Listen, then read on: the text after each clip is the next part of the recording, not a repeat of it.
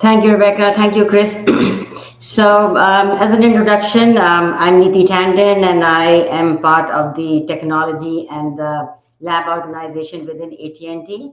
So, my discussion and my presentation point would be more of an engineering perspective to spectrum sharing and so on. Let me start with a rough, brief timeline, and it is important to preview it.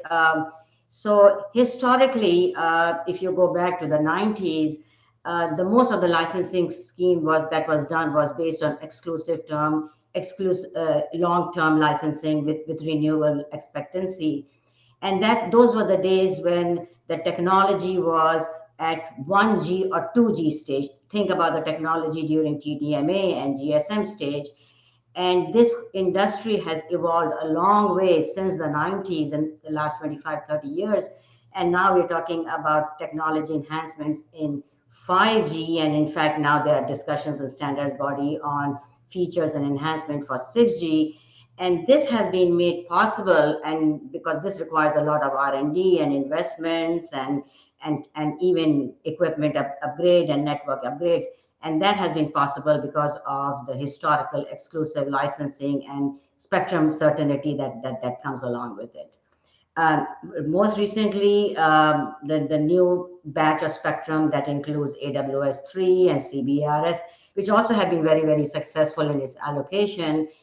They are also based on exclusive use, but with some kind of sharing with geographical or temporal sharing, which kind of takes advantages of the fact that not all services are being using the spectrum at the same time.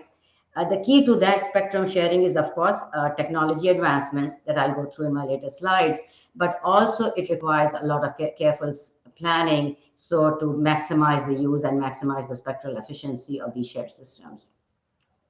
Now, looking forward, this is because part of this whole discussion is spectrum sharing and a paradigm that it can be for future looking. This will require more incentives and more creativity on our part, and that could be based on decisions that are data driven. It could be in a concept of database management, like the IIC concept that has been proposed in the past, and a lot of data decisions, especially listening to the last panel members, that are based on propagation model, on technology advancements, on and are based on a lot of information that resides within the network. So future allocations could require some kind of a sharing scheme, which are database driven, but at the same time, the decision making is made at the edge of the network, like the active RAN proposal that we have proposed in one of the committees. So in terms of spectrum sharing, we have seen it all. We play various different roles. We are a role of a new entrant with AWS-3 and ambient sharing and CBRS. We also have a role as an incumbent, and that is on the ongoing proceeding at 6 gigahertz. But even in 6 gigahertz, besides the incumbents, which we think has to get their fair protection. But besides incumbents, we'll also play a very, very important role in being the users of the spectrum in an unlicensed format, which is the users of our land. We are actively engaged in new band spectrum sharing, actively engaged in the PAT-S and the C process, which is for the mid-band, the 3.1 to 3.45. Next slide, please.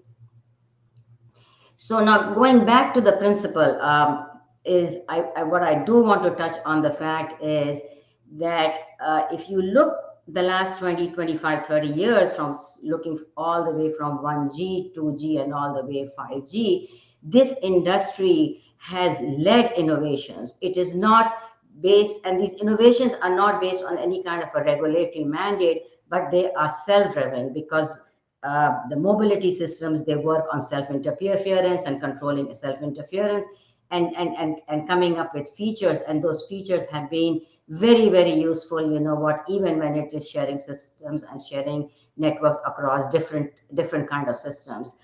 Example of these innovations include supplemental downlink, active antenna systems, Our transmitters and receivers are very well designed, and they're upgraded with every 5 years. The new G, with the new G, they get upgraded every year. So and to give a few examples of supplemental downlink is that has been used in the past. AWS3 spectrum utilization and using it in efficiently manner was made possible because the industry figured out what the carrier aggregation and supplemental downlink, and while the uplink was transitioned out, was being in the transition state from these DoD systems, the industry figured out how to use the downlink portion of the spectrum, which is 80% of our traffic, through carrier aggregation and so on. So these are some examples.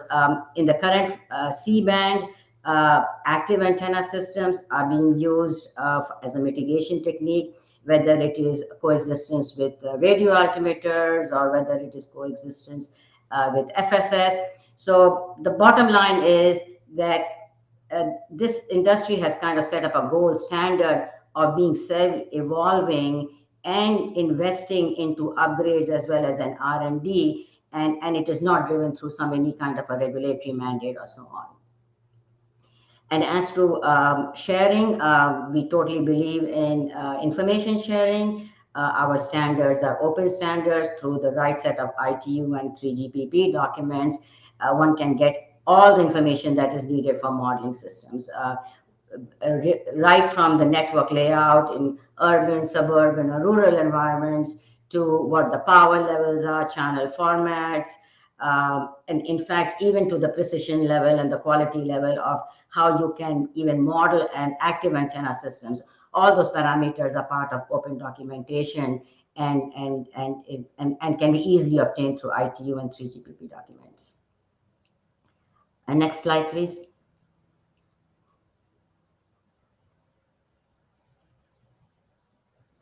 Chris, next slide.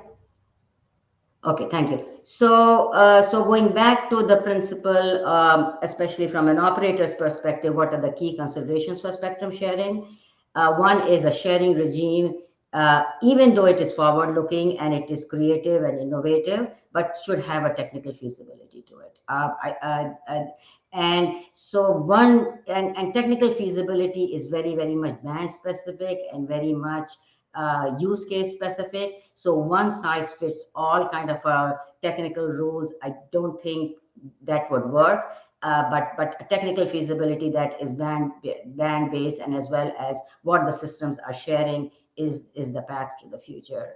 The rulemaking, FCC rulemaking has to be clear on what the coordination mechanisms are, what the technical rules are, what the spectrum rights are, and also the FCC rulemaking either through rulemaking or through some other kind of a notices. Also, the enforcement process also should have the clarity there. Of course, there is a lot of feasibility analysis that needs to be done, and the feasibility analysis has to be with the right set of parameters, both for adjacent channel as well as for core channels, using IMT system, both as a transmitter and a receiver, and along with the other federal systems or satellite systems and so on. The rules should encourage timely deployment, and also there should be an environment for sharing information, and these things have been done in the past. If I look at this trusted agent formation that was used for AWS3 was very, very helpful in reducing some of these coordination zones, especially for the AMT and the ACT systems. And another example of, and I do want to close my presentation by giving an example on how all these features have been taken into account by the FCC in the rulemaking. I really like to applaud the FCC in the C-band rulemaking, where, especially with respect to coexistence and sharing between 5G and the FSS systems. So based on the state-of-the-art receivers and filters, the FCC did come up with a minimal guard band space. They did define interference threshold form of a PFD or a PSD. And to get back to the point on aggregation, the PFD and the PSD was defined on a per operator basis, which is very much easy to implement, especially into the operator's network.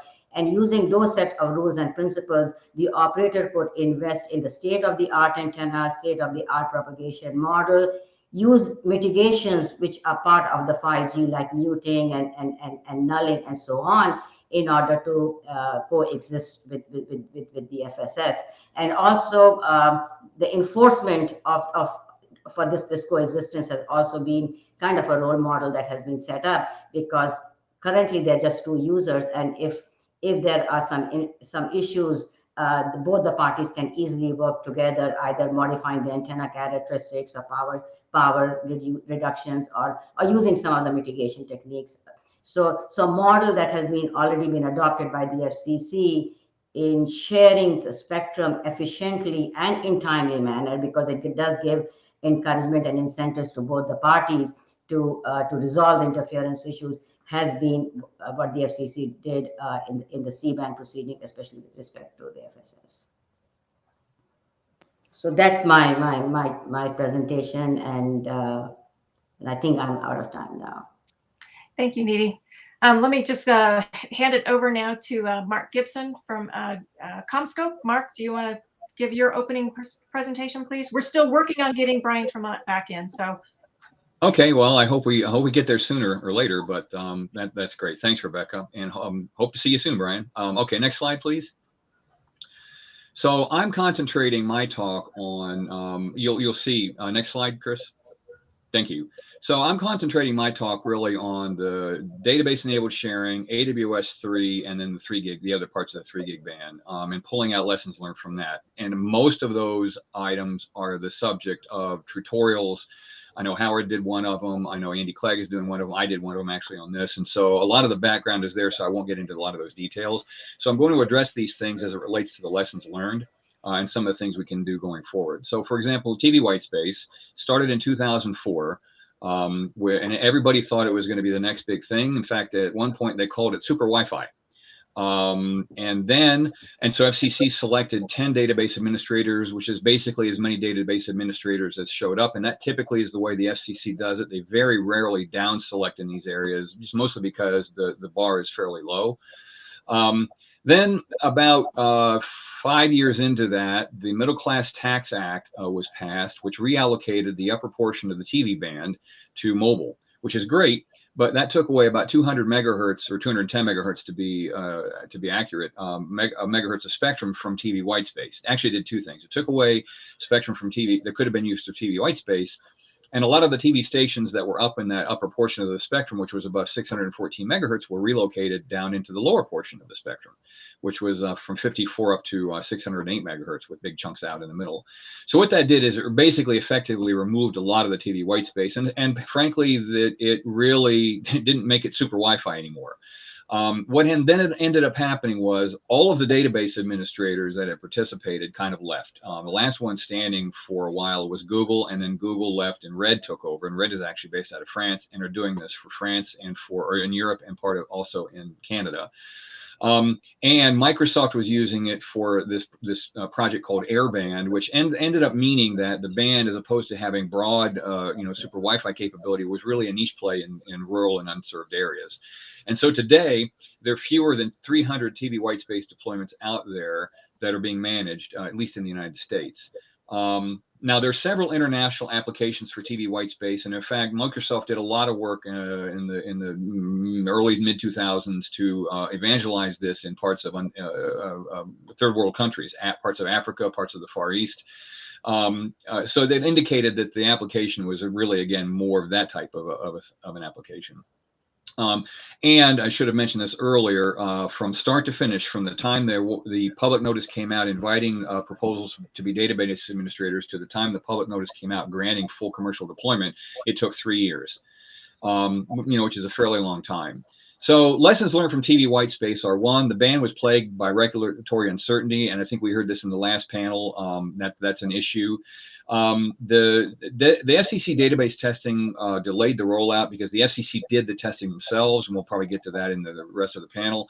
And they really never addressed enforcement, and you'll see that as a theme running through this as well. So next slide, please.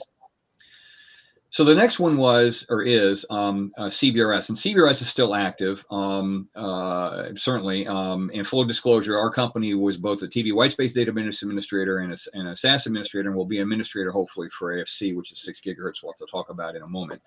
So this band was established in 2015. Again, 10 administrators were established or selected. 6 in the first round and 4 in the second round. They're called Wave 1 and Wave 2. We've been in commercial operation now for about 2.5 years, over 230,000 devices deployed. So this is a fairly much more successful than TV Whitespace was. We've had to share in this band. TV Whitespace was not federal sharing. It was actually commercial sharing primarily with TV stations or TV receivers. Here we're sharing both with commercial interests as well as the DoD. And this is really the first dynamic sharing that has occurred with the DoD. And so we had to build these sensors. So the FCC, as I said, picked 10 database administrators, 4 sensor organizations, or companies called Environmental Sensing Capability, which are the radar detectors that sense the shipborne radar operation off the coast. And so that's that's in play right now. Now the NTIA is considering, I think you saw this from, I forget who, but the informant incumbent capability, which we as industry strongly support for lots of reasons, among which are the ESCs are really a lousy way to share spectrum, because the main issue with ESCs is they need to be protected from interference from the band. And the band is full of devices. As I said, there are over 230,000. And the device deployment needs to make sure that it doesn't interfere with the ESC sensors, which brings up what we call whisper zones, which is another way to call it basically protection zones around the sites. And that's sort of an anathema to sharing when you put something in the band that has to be protected. So we think the IIC is a really good idea to alleviate that. The other issue, 2 other issues, were that it took 4 years from the bookending public notices to certify databases. There was a government shutdown in the middle of that, which was one of the reasons. And a lot of this we were figuring out as we went along. And, due to the leadership of people like Rebecca and ITS, we were able to get it done. And we're comfortable that, the databases are really doing what they need to do. However, speaking of regulatory uncertainty, on either side of the CBRS band are 2 high-powered bands. On the band below is the 345 gig band that can operate at up to 30-some-thousand watts per 10 channels. And on the upper portion is the 3.7 gig band, which can actually operate to twice that for 20 megahertz channels. And so the maximum power in the CBRS band is 47 dBm or 50 watts. So it kind of makes an inconsistency across those band segments, which complicates sharing and also makes the business prospects slightly different. So again, lessons learned here. There were issues again with regulatory uncertainty because when we all entered CBRS, we weren't aware of the high power or the 3.7 and 3.45 gig bands being considered. The certification process was long and complex. This was brand new. Even though TV Whitespace was out there, I think it was complicated by the DoD being, just wanting to be careful about this, which we all understood. And there's also this issue with the SAS's role in enforcement, which we've actually had to try to address, in specific situations. And I'm sure we'll talk about that as we move forward. And then finally, this notion of the IIC, the informant incumbent capability, allowing incumbents to tell database systems when they're operating as opposed to having to sense. We think that's very forward-thinking and will hopefully replace the ESCs. Next slide. So with the next slide, we get into the AFC, which is actually ongoing. AFCs have not been identified or certified yet, except there have been 13 AFC administrators that have showed up. Don't know if we're doing a lessons learned on this yet because it's brand new, although there are some lessons learned. And in this situation, we're sharing, this is full commercial sharing with primarily microwave systems. And in fact, I think it's exclusively microwave systems. There are other segmentations of the band which facilitate sharing, but the AFC addresses sharing in certain portions of the band, Uni 5 and 7, for those that are familiar with those unit designations. So that's what the AFC is for. WIN Forum, Wireless Innovation Forum, and the Wi-Fi Alliance have been working parallel on the specifications and recommendations. This is congruent work that is separate, but we expect it to come together shortly to provide the FCC information on how these things should be tested. One of the things that came out of this effort was the FCC directed a multi-stakeholder group, which is sort of nondescript group of people that have interests here, to study enforcement primarily and other things, but it's actually centered on enforcement.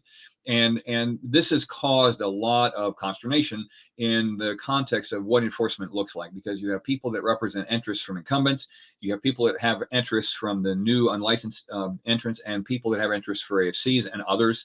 And so we're hashing through what enforcement looks like. And actually, there's a document that's being developed there shortly that should be made available to the Commission. And so lessons learned here so far is the MSG action has been difficult, just in terms of what is the mandate, what are the timelines, and how do we do what we do. Another lesson learned is we really need clarity on the certification and testing, and we also need to better address enforcement. Again, that's my thread.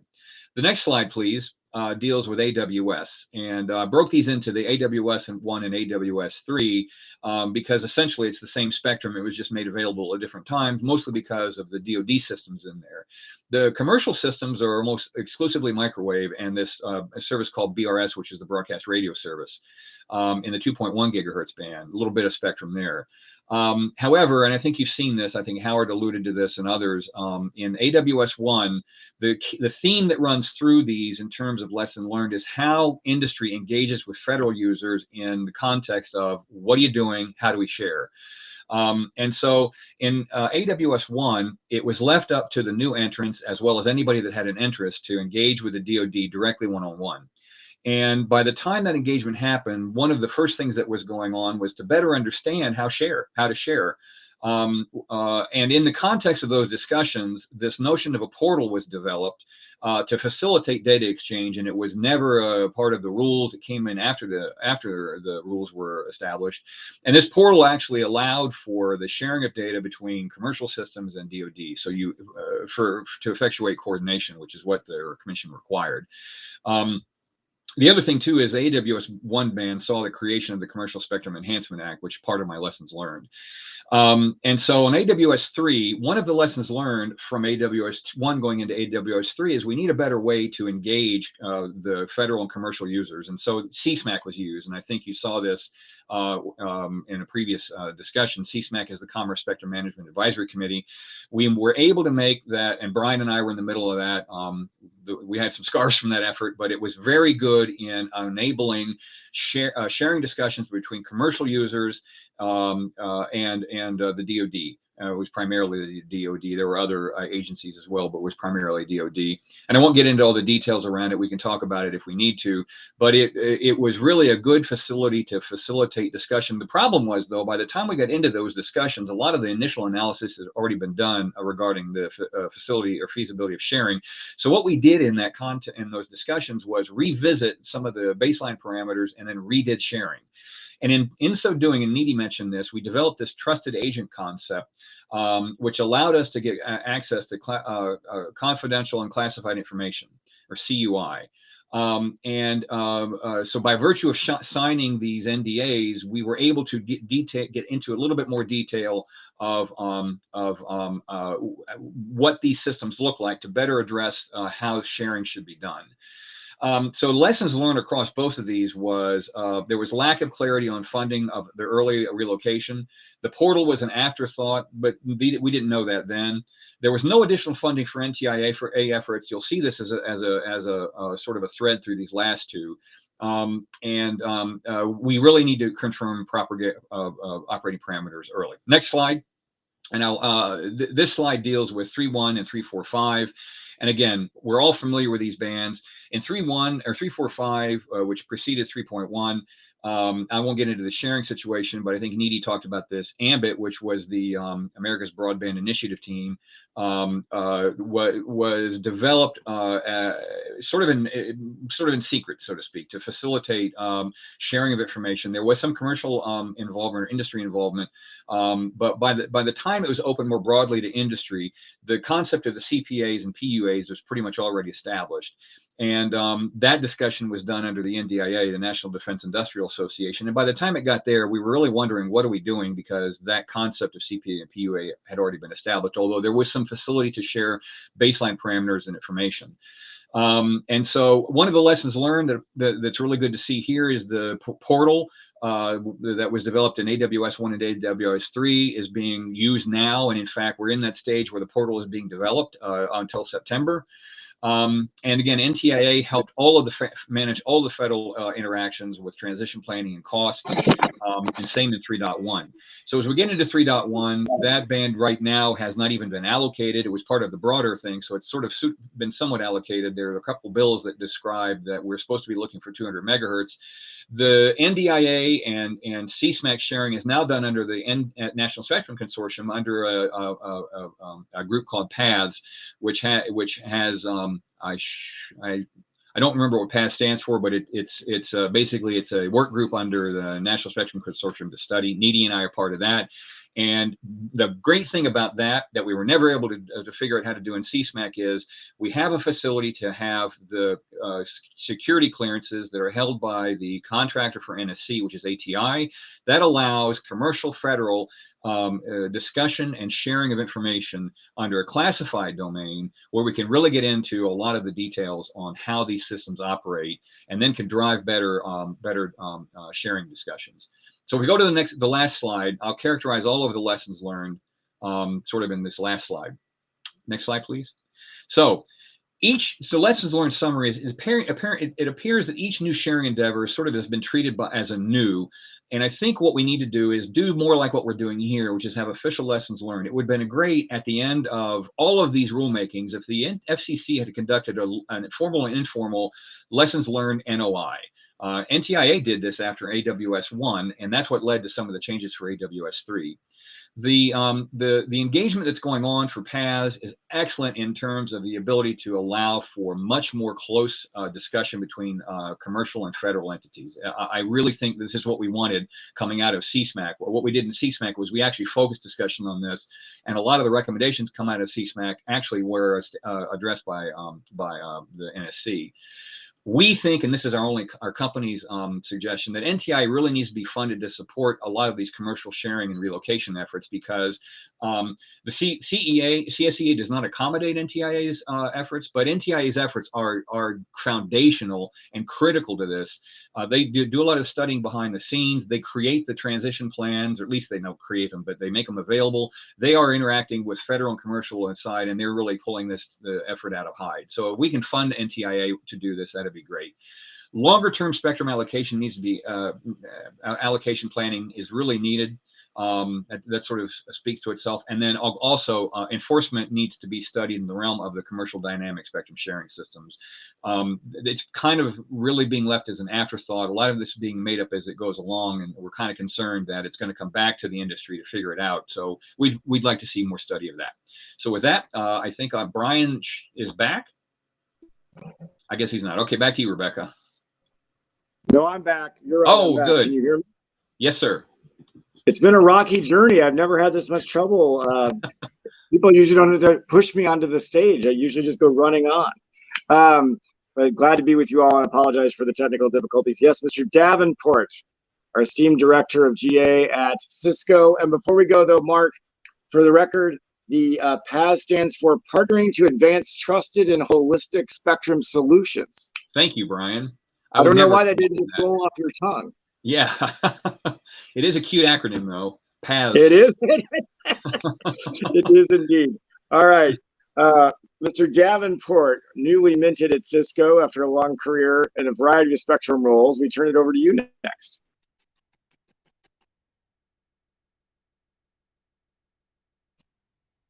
Bill, are you there? I am. Sorry, I had to refresh. There we go. You had disappeared on me, Brian. Seems to be a theme for me today. Well, I guess I'm up. Yes, you are indeed, if that's all right. Well, perfect timing. Well, hi, everybody. Thank you for inviting me to ISART. I really appreciate it. The FCC as a longtime employee of the commission, and I was Commissioner Starks's Chief of Staff and Wireless Legal Advisor. So I'm in a new role now, and very excited about it. I think In the interest of time, I'm going to kind of skim over a couple of the slides that are coming up. Can we just move forward to the next slide, please? Okay, yeah, I think, I think most of you are probably very familiar with Cisco. So the bottom line from this slide really is that Cisco sells to both telecom carriers, wireless carriers that use licensed spectrum, as well as to enterprises that use unlicensed spectrum. And so we have an interest in spectrum sharing from sort of both sort of camps in terms of both licensed and unlicensed. Next slide, please. I think others have talked about the 6 gigahertz band. The thing that I want to flag is the automated frequency coordination system. So why don't we go to the next slide? So as I mentioned, others have talked about AFC. It's a huge new endeavor. The commission has adopted spectrum sharing database-driven coordination systems in the past, and others have talked about that. But AFC is taking it to a whole new level. It's going to be incorporating never before has a sharing mechanism incorporated an existing user base, an existing ecosystem of devices that are already in the market. We're talking about millions, billions of users, frankly, and ultimately hundreds of millions of devices that could be part of this AFC system. Not every 6 gigahertz device needs an AFC. The commission approved devices that are going to use lower power, that don't have to connect to an AFC to be able to operate, but the power levels are relatively low. And so I think for a lot of use cases, particularly in the enterprise standpoint, they're going to need to use standard power. And so that means connecting to an AFC, which means that the AFC is critically important to really the full growth of the 6 gigahertz band. Right now, the commission is reviewing AFC applications and really trying to develop what process should apply for testing of the AFCs and also of the devices that connect to them.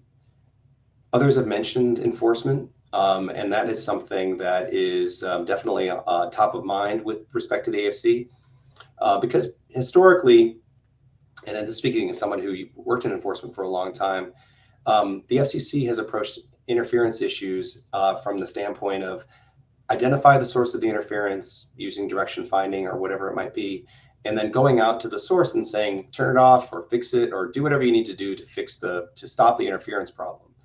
With the AFCs, the commission hopefully will be pursuing enforcement from more of the AFC standpoint, where there's an interference issue and the commission goes to the AFC and says, hey, there's a device that's operating in a frequency that's causing interference, move them to another frequency. And so that will alleviate the interference issue rather than sending out field agents to try to, basically engage in whack-a-mole, trying to find the source of the interference. This is particularly important for the reason I stated earlier, which is that we're talking about millions, billions possibly of devices that are going to be involved in all the and operating on this band. So it's really important that the FCC gets this right.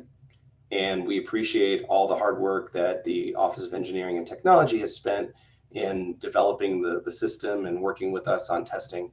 But it's also really important that they move in an expeditious manner, because we have a lot of people that are waiting for this technology, a lot of investment that is sort of on hold. And at some point, and as I think Mark talked about with TV white spaces, the more delay there is, the more complicated the rules are, the more concessions are made to operating a device in a particular band, the harder it is to actually for the band to be successful, for the sharing regime to be successful. So, we're optimistic that we will be hearing soon on this front, but I just want to emphasize the importance of acting relatively quickly and allowing this process to move forward. Next slide, please. So, so these are my initial thoughts. This is based off of I've been at Cisco for a hot 6 weeks, maybe. So most of these thoughts are really mine, drawn from my time at the FCC and just as an observer and sometimes participant in policy making. So first thing, spectrum policy has to be future-proof. I don't think that this is necessarily a huge insight, but it's something that I've been very focused on in my new position because I'm seeing how the 6 gigahertz decision really was anticipating technology that doesn't exist yet. You know, that we're not only talking about 160 megahertz channels in the 6 gigahertz band via the most recent generation of Wi-Fi, but ultimately we're talking about 320 megahertz channels in Wi-Fi 7, which is only a couple years away. So that kind of policymaking is really important, and it's something that the Commission needs to emulate in future decisions.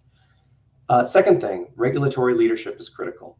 Once again, not exactly a novel insight, but I think the important thing is that you need the Commission and other policymakers really need to be capable of making the hard decisions.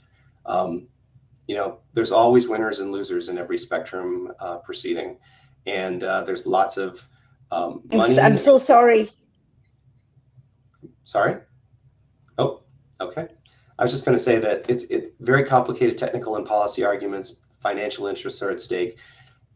Ultimately, agencies can't kick the can down the road forever, and it's really important that they stand up and actually make the hard decisions and deal with the fallout. Next one, don't sit on your spectrum rights. You know, after I wrote this, I actually thought about it a little more, and I would probably retitle that more as, you know, that incentives are changing.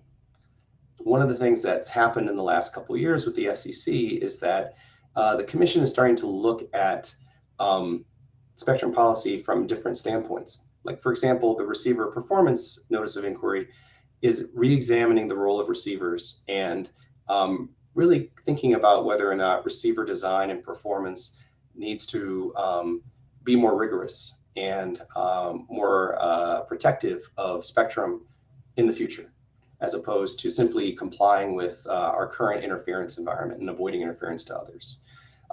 Relatedly, the Commission is also looking at in some proceedings at how they can encourage spectrum efficiency from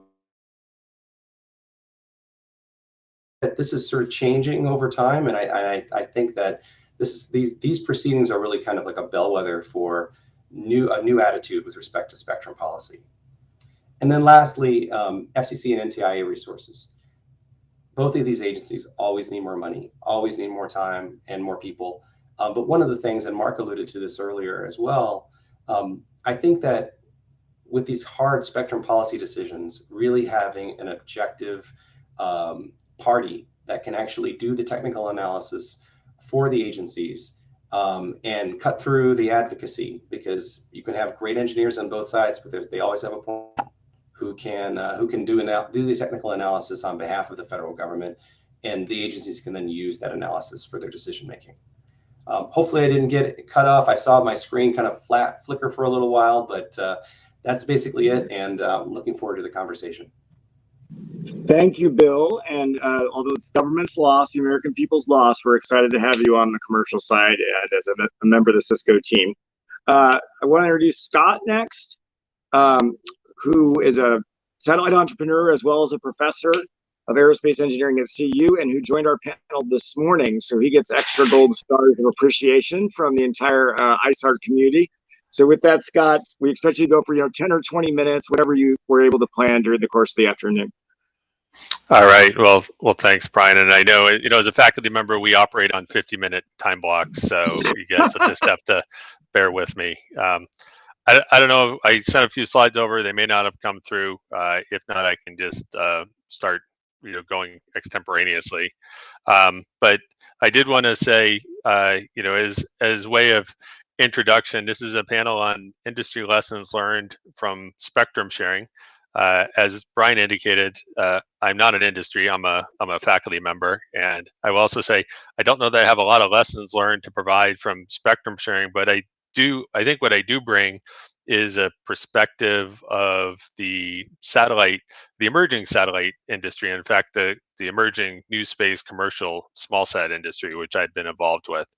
And for those that aren't aware, there's been a significant evolution in the commercialization of space over the past decade or 15 years, and really that's been driven by the reduction in launch cost. It had been previously that there was a significant barrier to entry to getting onto orbit that really limited that market to folks with deep pockets, and that has evolved significantly. In fact, the most recent Bryce satellite report indicated that in 2021, 94% of all spacecraft launched were small satellites, and in fact, in the past decade, there were approximately 6,000 small satellites launched, and in the last year, there were approximately 2,000 small satellites launched. So you can see that the rate of launch of small satellites is increasing significantly. The emerging entrepreneurial business cases have been growing dramatically. Obviously, folks are familiar with Starlink and broadband, but there are a lot of other small satellite companies doing space-based imaging, synthetic aperture radar, IoT devices, and the list goes on. And so I think one of the things I just wanted to bring to the discussion here is maybe less of a retrospective and more forward-looking, that there, it is a significant evolution in small satellites with regards to space, and all of those systems are using spectrum. I think there's an opportunity here as we're leaning forward to think about how we can share, how we can evolve, and obviously with new space mostly being startups and new entrants, there's an interest to have the ability to have access to build their business models and to share. So I think just want to sort of raise that as an opportunity. And then I also wanted to make a quick plug. I'm also excited to be the associate director of SpectrumX, the new National Science Foundation Spectrum Innovation Initiative. We have a team of 27 universities and are working on workforce development and also working interesting spectrum problems such as the spectrum sharing problems we're discussing here. And so we're happy to engage more on those discussions in the future. So thank you, Brian. Okay, there we go. Thank you, Scott. Really appreciate you jumping in today. And last but not least, we have Shalini joining us, who's an expert director at ISART. I recently had the opportunity to visit the ISART facility in Ottawa. It's an amazing place, doing wonderful work. I commend it to all of you, and we're curious about some of the lessons learned across the border. So with that, I will turn it over to you, Shalini. Hi, everyone. Good afternoon. I am, as Brian points out, from across the border. I'll present some of our experiences in spectrum sharing in Canada. Next slide, please. So we are the spectrum and telecommunication sector within the Ministry of Innovation, Science, and Economic Development. So we are a department that is directly reporting to the ministry, and we're not an arm's length agency. We are responsible for both federal and non-federal use of spectrum. So although we call ourselves ISART, we are actually a department within ISART. And we also collaborate with other government entities, which is the Department of Defense, Public Safety, Transport, Environment, Health, etc.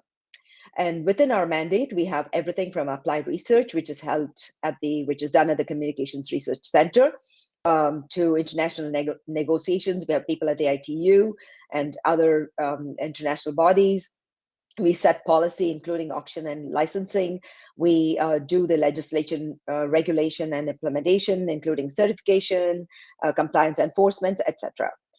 Next slide, please. So in terms of spectrum sharing lessons learned, I'll start off with a lot of the aspects of spectrum sharing lessons learned for us is coming from TV white space, because unlike the US, we didn't have CBRS, we didn't have any of the other technologies in play.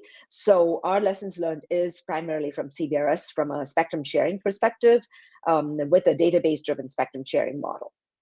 So what we've learned is that we need to ensure that the ecosystem is already available and in play in large markets, because we are a small market and it's difficult for us to attract new technologies into our domain because our market is very small. So we believe we have to be fast followers, and we need to keep our standards harmonized as close as possible with bigger markets. Our experience in TV white space is similar to that of the US. We introduced, ISART introduced TV white space in 2011 in Canada. We had a database administrator designated in 2017, but it only became operational in 2021, actually. And we have about 50 white space devices operational primarily for rural and remote, rural and indigenous remote communities. With respect to spectrum sharing technology being a portable across bands, we don't believe so. It's not a one-size-fits-all solution. There are various tools that we need to have in the regulatory toolbox. One of them is database-driven spectrum sharing. It's working well in TV white space for now, and we are definitely looking at implementing it in 6 gigahertz band very soon. In addition, we're looking at technologies such as automated spectrum management, data-centric decision-making, and so on, that we can leverage as items in a toolbox for implementing spectrum sharing in other bands. Specifically, I would say whether we implement spectrum sharing with license-exempt users or with licensed users, I think the approaches we take will be different for these two cases. With respect to data itself, we believe that high quality data is crucial for efficient spectrum management. So improvement data quality, where the data is adequate, accurate, and up to date, is an ongoing task for us. And we want to make sure we can do everything from our perspective as a regulator to minimize interference issues. However, the onus falls also on the incumbents who are in the band. If they don't give us good data, we cannot do much. So we are trying to persuade the incumbents in the band, particularly in the 6 gigahertz band, to give us good data, to keep their data up to date so that we can work with reliable data. And we also believe that leveraging complementary data sets that inform spectral policy and standard setting is very helpful to us. And for examples, next slide, please. So here we have looked at a complementary data set.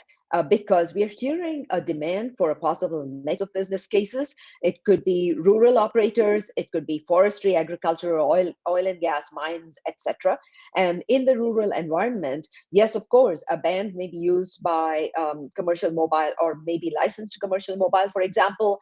However, they are not ubiquitously deployed as they would be in urban areas. So for us, we wanted to get a better perspective as to who are the potential rural users, particularly for private network services, and where are they? Are they overlapping each other, or could they be sharing spectrum in on a spatial basis, right? So that's one of the reasons why these data sets have been informative in helping us set spectrum policy. Next slide, please.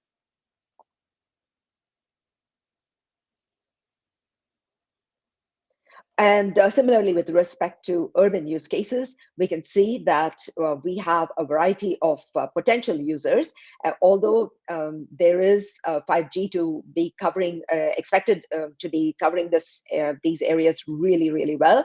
There's a high demand for services, and we are hearing a demand for a mix of traditional mobile service as well as other stakeholders who have an interest for private wireless network services. So getting this type of mapping with overlays of new data sets, other complementary data sets is very useful for informing our policy. Next slide, please.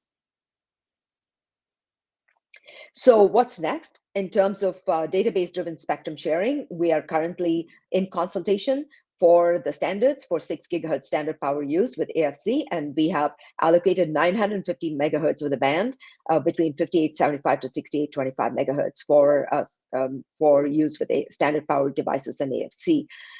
We are also looking at better use of data-centric approaches to spectrum sharing, whether it is using these approaches for getting clean data, or whether to make decisions on policies and standards.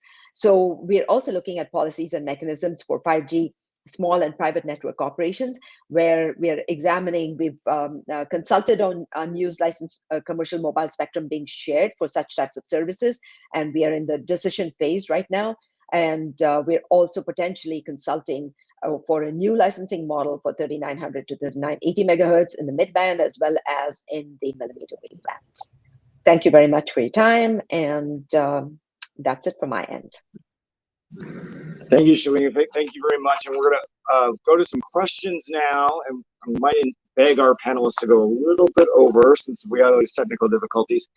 I want to bring everyone in on the lessons learned that your fellow panelists raised earlier. But before I do that, Shalini, if I bring you back for one moment, you mentioned that the Canadian model is to often be a fast follower, and I suspect you look around the world on things that you want to follow and maybe things you don't.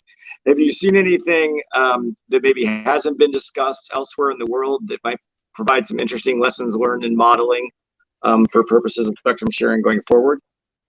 Well, I think the US has been very much a leader in spectrum sharing, but we cannot always mimic the US model simply because we may have other incumbents in the band. For example, we didn't take on CBRS because we had no radar use, right? But we are following what's happening in Japan and in Korea, at Ofcom, for example, and Benetza with the German regulator and so on, just to see how they are approaching spectrum sharing. For instance, we did hear and we did contemplate whether to allow database administrators to come in from externally. And we were even speculating as to whether, based on our TV white space experience, are they going to come in? Should we set up our own database administrator role in case they don't show up, right? Because based on the challenges that we faced with TV white space. So that's something that we did contemplate and looked at Japan. Japan is looking at, doing its own database administration. South Korea had contemplated it. So we did look at other regimes. Very good. Thank you for that. So anybody want to jump in? This is a jump ball, if you will, on other panelists' lessons learned and anything you might disagree with or want to drive home. We are trying to reach some common ground here over the course of the next few days on lessons learned for policymakers and other interested parties to use going forward. Any reactions from folks? I'd like to make a comment on what Bill said, because I think it's very germane, and it went by pretty quickly. He said that it's the first database-enabled sharing for which there's an installed base. And I think that's important. I don't know that you can control the what you go into, but Wi-Fi Alliance has estimated that probably now by 2025 or 2026, there'll be over 1 billion Wi-Fi 7 devices. Now, not all of those will be on the AFC, but what that indicates is that it could be that the AFC is the first situation where we have a sharing endeavor that we're trying to make it lightweight, and it will be established pretty much in the band and won't be messed with much going past. So I thought that was a very good point that's worth mentioning, because for TV white space there was no installed base, and same for CBRS. It was called the innovation band, and there was no installed base. So that's a very good point. I just wanted to highlight. Thanks, Mark. Nidhi, did you want to come in on? Thank you, Brian. So in terms of lessons learned, and we trace back to AWS 3 and CBRS and being more forward looking, I think these methodologies are sharing methodologies which are monolithic based, where you have a central database and that is doing some exclusion zones or coexistence calculations based on some arcane path loss models without having any relevant data. Those were okay and it worked in the past, but moving forward, you have to go into more efficient spectrum sharing techniques, and you should use technology as an advantage. Use 5G or 6G or the features in the technology as an advantage to enable those sharings and to enable much more efficient use of the spectrum. Excellent. Anyone else want to jump in on that topic? If not, I'm going to bring Bill back because, Bill, you were, now that you're out of government, you seem to talk a lot about the need for speed. So having worked at the political level of the FCC and having been in the Enforcement Bureau, what do you see as the major things that slow down decision making? Are there any things that are structural that could be changed going forward that would be a lesson learned here? I think I can harken back to the point I made earlier about the need for objective analysis. I think that one of the things that I saw over and over again was that parties come with very sophisticated, very detailed technical analysis of their position on spectrum policy. 6 gigahertz is a great example. When you have the unlicensed interests, cable on one side and NAB and the carriers on the other side. And they present very detailed analysis of all the technical considerations associated with one outcome versus another. And that can take a lot of time to try to work through from the commission standpoint. The people in OET are excellent and they work very hard. But in terms of actually like trying to, it would be very helpful to them, I think, in terms of decision making, to have something that they can refer to that is from another agency as opposed to a party that has an interest. So one of the things that I mentioned, and I think Mark alluded to this as well, is just having NTIA receive more resources. And specifically from my standpoint, the Boulder Lab actually, I think, would be a great target for a great candidate for increasing resources so they can provide that objective analysis that I think would be really helpful in making policy decisions more rapidly. Well, I suspect Charles Cooper wouldn't be all that disappointed with that recommendation. So if that makes it to the end, I think we might be winning this panel. Anyone else on that particular topic on the need for speed and ways in which we could expedite policy making? Mark, want to comment on this one? What Bill said, and actually it's interesting because there's a bill that's been put forth. There was a hearing on it a couple weeks ago that I had the chance to testify at, which is asking for more money to fund ITS to support projects like this and sharing, also for NTIA to support IIC development. So, I couldn't agree more. More funding to these agencies, because these are the agencies that we go to. I mean, they have excellent people, they have excellent capabilities. They've got to do this in the concert of everything else. If we can, make these sort of a center of excellence, to use a trite expression, I think we'd all feel much more comfortable that we have some place to go to where we can get some sort of ground truth. Great. Thank you for that, Mark. I want to pull in Scott. I don't want him to miss out on all the fun here, to talk a little bit about what the unique challenges are in a complex satellite sharing environment that are distinct from the kinds of experiences, a lot of the sharing experiences that we've talked about here.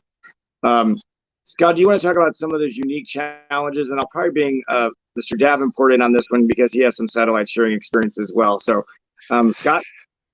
Yeah, well, I think it's interesting maybe to think about how do satellites fit into the sharing architectures, right? For the most part, when we talk about sharing architectures, we focus on terrestrial sharing architectures. And so, when you think about, when you look at satellites, you have the geo satellites that are fixed sort of over a region.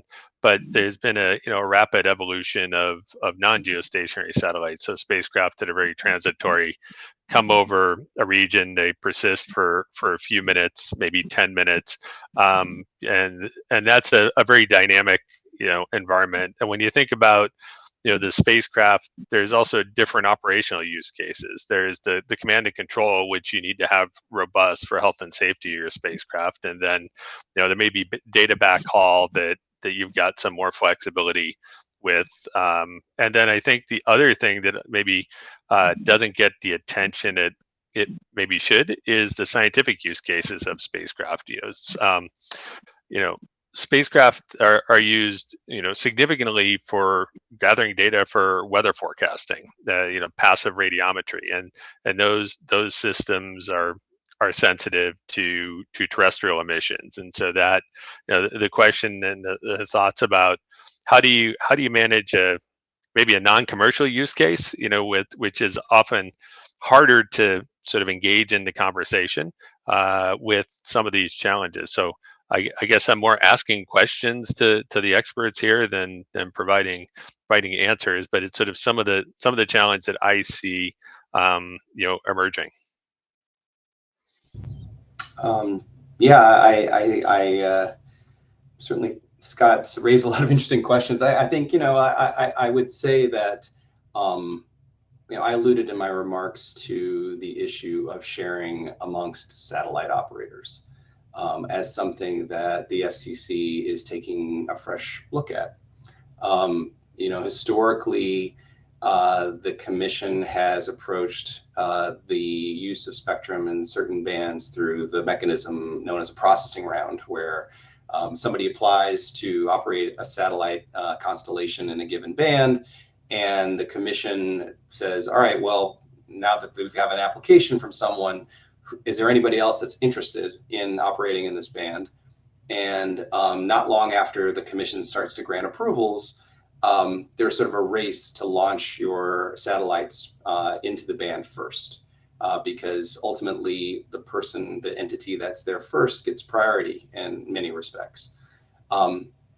That can provide perverse incentives as far as spectral efficiency, because if you're the first one up there, then you get protection. So there's sort of an incentive to launch a satellite that maybe is not as spectrally efficient, so you can have more space, more, it's similar to the issue, as I mentioned earlier, about receiver performance, that less resilient receivers historically have received more protection than maybe some of us would be comfortable with.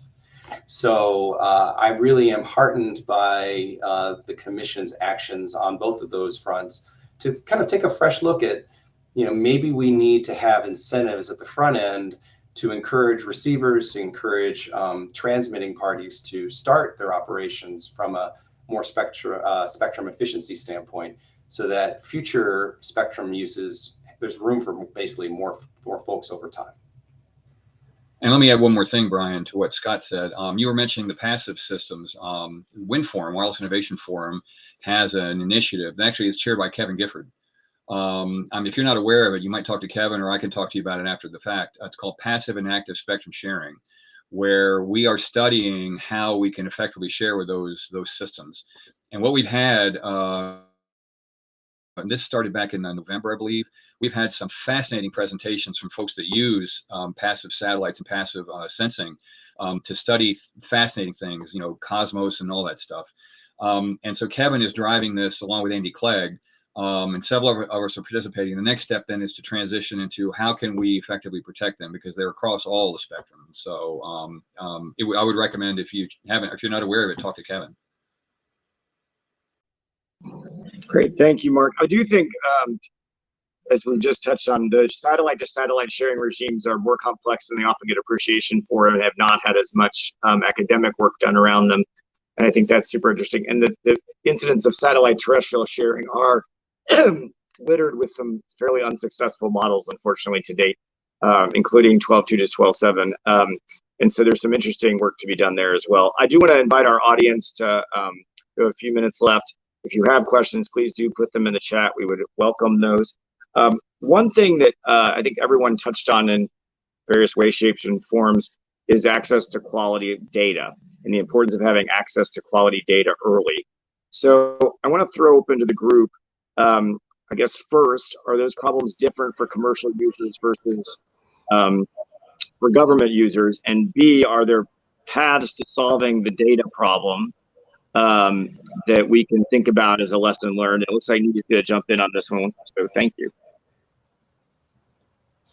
So as I mentioned in my presentation, right, the quality as well as the resolution and as well as the level of detail for IMT systems, which is one of the partners in the sharing regime, is a public information, right? So, but there are other systems that, of course, in a sharing regime, you have to know you have to get information for all the systems, including aviation and radars and satellites and so on.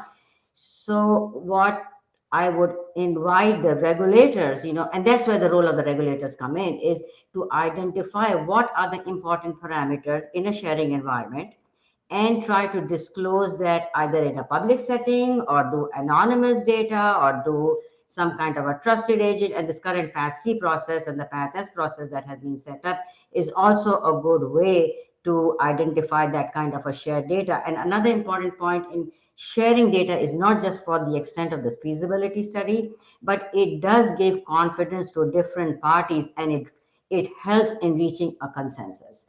And an example of that could be, I can give several examples. Example of this could be getting access to the shared data either in the Mbed process or in the C-band for radio altimeters, or even in the 6 gigahertz, some cable lab study that was used as a basis of technical sharing rules, but the study was redacted. The regulators have to find some form or shape on how do you anonymize the data and restore the confidentiality, but just make it information available as needed.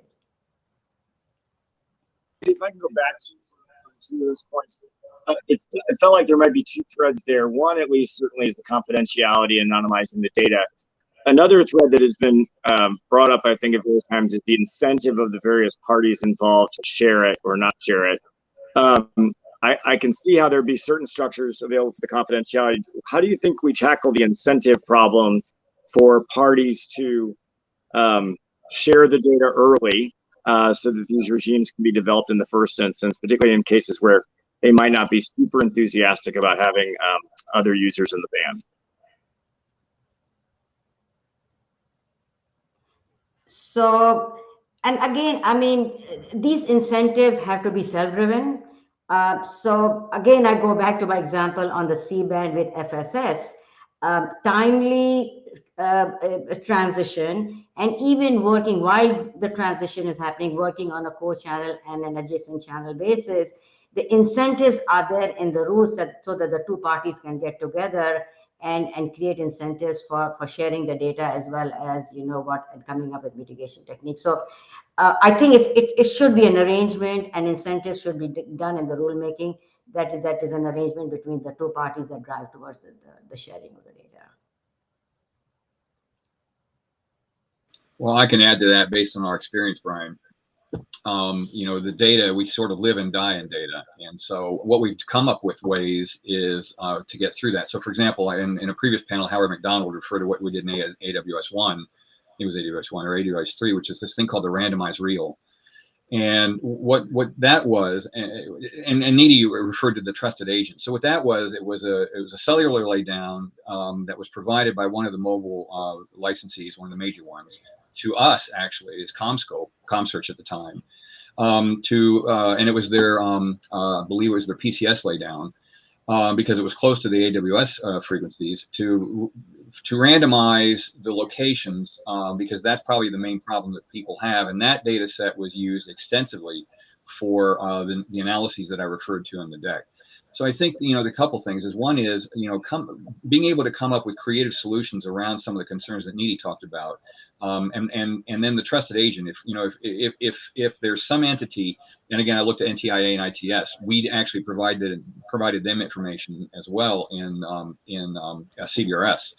So coming up with creative solutions to make data available, if it's not really if it's adequate, it doesn't, the adequate doesn't need to be the, or good does, excellent doesn't need to be the enemy of the adequate, and then finding creative solutions just to make the data available.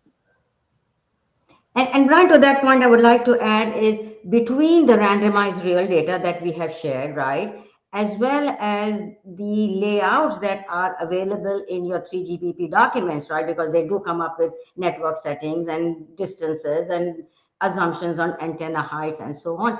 That should be enough, I mean, to drive these studies and to drive efficiencies in spectrum sharing. One of the reasons is to share the state-of-the-art data would be is that the data from a network perspective is always changing. So so how often do you want the data? And it may create overheads which may not be worth the hassle that it creates, right? I mean, the network is evolving all the time. And if you have a sufficient information on the network layout, either through randomized real or through some 3GPP network deployment practices and so on, that may be enough to do feasibility studies, and data on a much more finer resolution may create more overhead than it may be worth it. Thank you. So I want to pull those back on the enforcement point, because a few of you brought that up. Obviously, any spectrum management regime doesn't work unless there's effective enforcement. Some of these more complex sharing regimes we've talked about, I think, would particularly require enforcement. But have there been enforcement issues to date, or is this something we're seeing around the corner instead? And then, do we have the tools ready if things go sideways, when we have multiple regimes across the across the landscape. Are we ready? Well, I know Bill has a point on this. I hate to keep talking, but we have some experience in CBRS. There were some enforcement actions, and Bill's, I'm sure, aware of this, is that early on in the process, after the SASs had been identified, the FCC sat down with its Enforcement Bureau and said, okay, now we got to deal with enforcement. What are we going to do?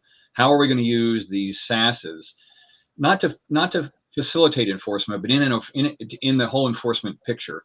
And what we arrived at was a process for data exchange. And we've used that process. A couple of the field offices have contacted SASs to get access to data in an agreed to format to do some interference sourcing on potential interference sources. Now, I think it has turned out that it wasn't CBRS. There was other things.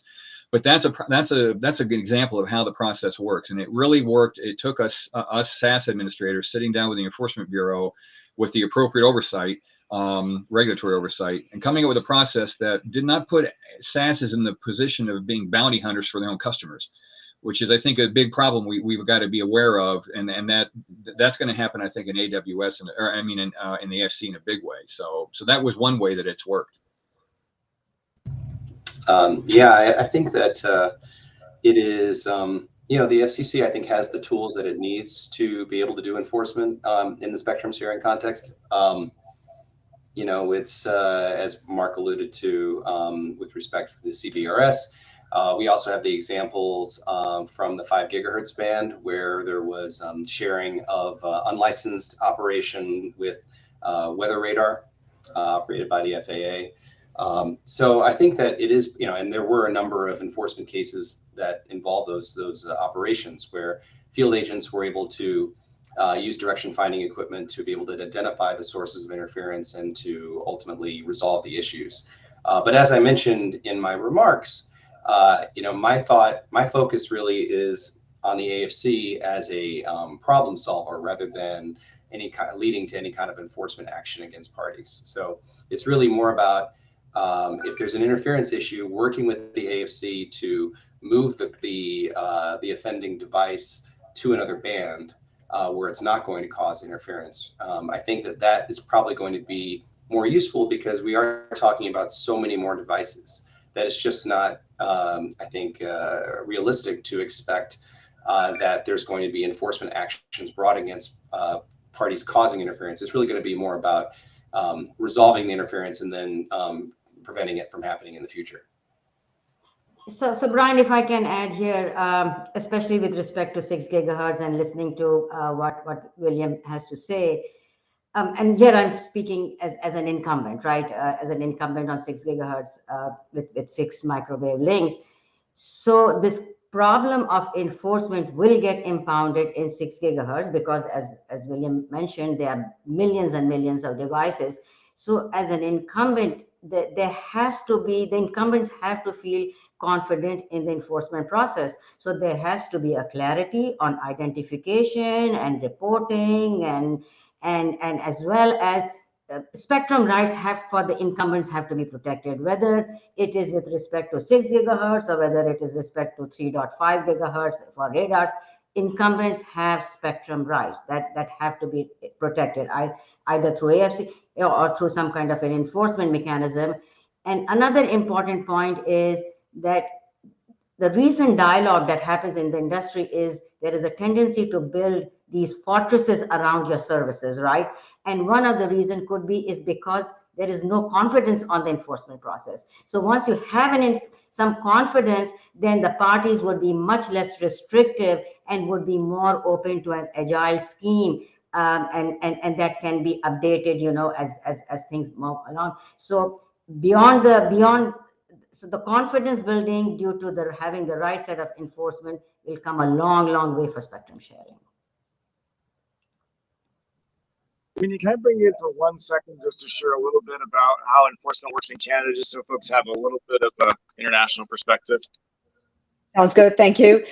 Yes, as I'm listening to this, I agree that there is concerns from the incumbent side, and there's also concerns from the AFC administrator side.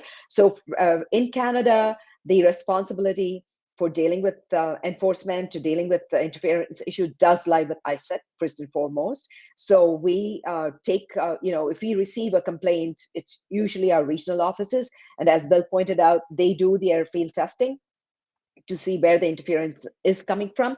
But if there's potential 2 reasons why there's interference. One is the licensee has not uploaded the correct data, and we're relying on incorrect data to provide the protection, the exclusion zones, right? And if that's the case, we need to, the onus is on the licensee to make sure that they've given us up-to-date data.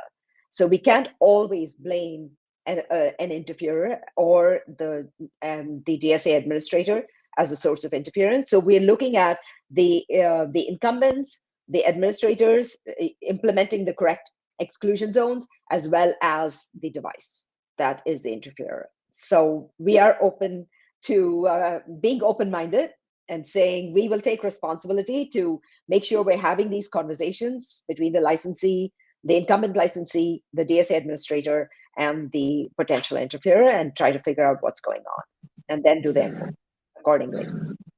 Great, thank you for that. All right, we're gonna have one final question, and then we will wrap up, considering I've gotten at least one email saying, wrap it up already. No, one of the concerns that folks have talked about is the importance of regulatory certainty. But I've also heard threads of it's important to adapt the rules as technology changes and what have you, which could arguably undercut certainty. Is there a way to balance those 2 principles? Is there a need for a standardized period of review of rules every 2 years, 4 years? I'm making up a number. Or is it better to rely, I think, on the current system, which looks to the marketplace to come to the regulator to update rules or change things? How do people feel like we should be balancing those 2 things?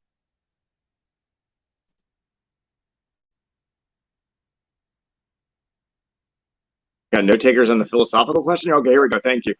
Yeah, I'll go. Given that I was the one that raised it, I think the examples that I raised were ones where you mentioned it. The marketplace came back and said we have a better way, and so I think the issue is more looking at the implications. I don't think anybody is going to say to people that can generate, look what the C-band generated in terms of revenue. And no one's going to tell the people that spent $82 billion on spectrum, no, we want to do CBRS. that person would probably be run out of town on a rail, so to speak. But I think once the decision is made, there needs to probably be a better way to, and the rulemaking process is not the way to do it. It has to happen at a higher level, almost at a policy level.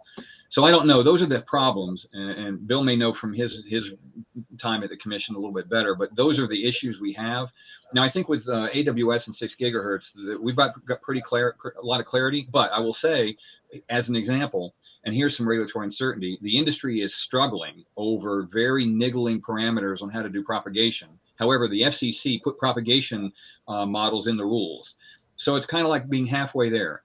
And maybe they want industry to come up with that or not, I don't know. But those are an example. If you're going to go into one part of the way, going all the way. So, there's a middle ground here, but I'm not quite sure where to find it.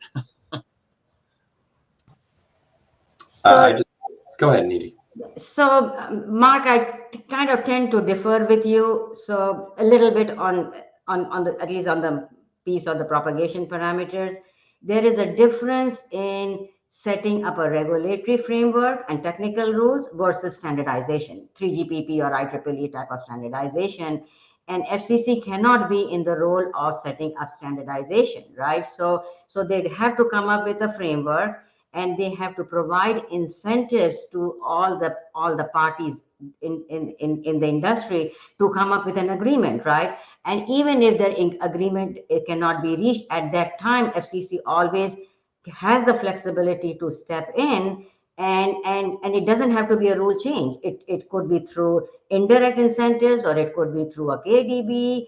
There are a lot of levers that the FCC has is to encourage without doing any rule changing, and rule changing should be the last resort, because that's what gives the certainty into the process, and that certainty gets into the use cases, into standardization, into equipment manufacturing, and so on. So yes, the regulations should be evolving. It cannot be static and held 50 years back, but there are a lot of other levers that the FCC can pull in rather than just doing a rule change.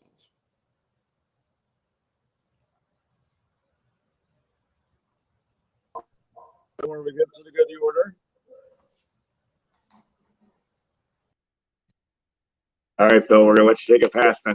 All right. Oh, I'm sorry, Brian. You broke up for a second.